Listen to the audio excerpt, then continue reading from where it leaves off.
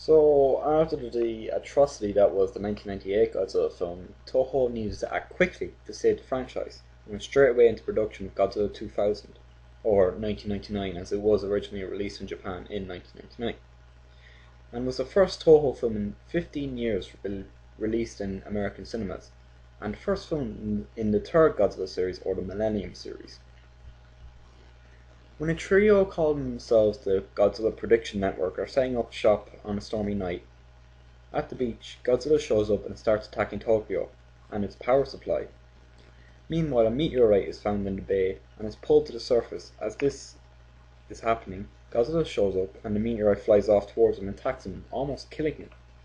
It's then seen that this new creature is indeed hostile and is powered by the sun, so this gives the army only a few hours while it's dark to destroy it. Meanwhile, scientists discover that Godzilla's DNA is a I'm finding it hard to pronounce the words today. Regenerative structure, and that the UFO is going after the DNA.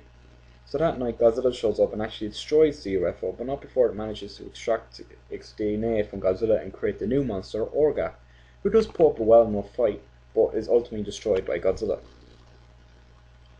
Just a personal note, this was in fact the first full Japanese Godzilla film that I ever happened to see. So this one I do hold near and dear to my heart.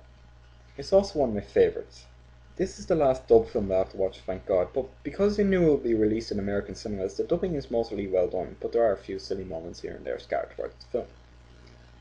Characters I enjoy, and I actually do like the banter between them. The villain is a fun villain, and the soundtrack is great. It's very, very respectable, and it's up there with some of the greatest. Godzilla this time has a badass new look, which would later be used in a lot of the Godzilla games, such as Godzilla Destroy All Monsters, Godzilla Save the Earth, and most famous Godzilla Unleashed. And Orga, well, he does look good. Not great, but he does look good. But I will admit, the film is not perfect. The effects of the film, the digital ones, the practical effects are amazing for the time. The digital ones are a bit dated, and the ending kind of bothers me. After Godzilla does destroy Orga, it kind of just ends. Just ends. What I also like about this film is that we get to learn a lot more about Godzilla. Sure, it doesn't add much to the table, but Godzilla, we find out a lot more about his DNA and the whole regenerative business and all. It's very interesting, and we find out the new alien organ needs this to survive on planet Earth. And it also looks like this Godzilla is a lot smarter than the rest. He targets Tokyo's power supply by destroying the nuclear plants and the power grids before he moves on to create mass destruction throughout the city.